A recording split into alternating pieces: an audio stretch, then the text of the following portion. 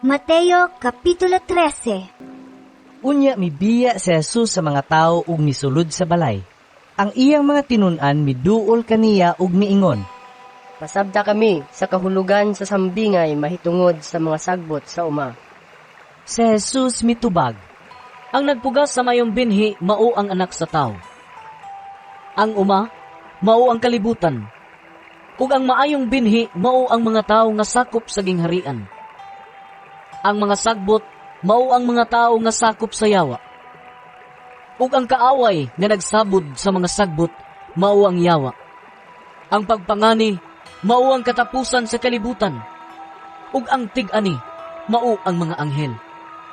Sama nga ang mga sagbot, hipuson ug sunugon. Mauusab kini ang mahitabo sa katapusan sa kalibutan. Ipadalaon niya sa anak sa tao ang iyang mga anghel.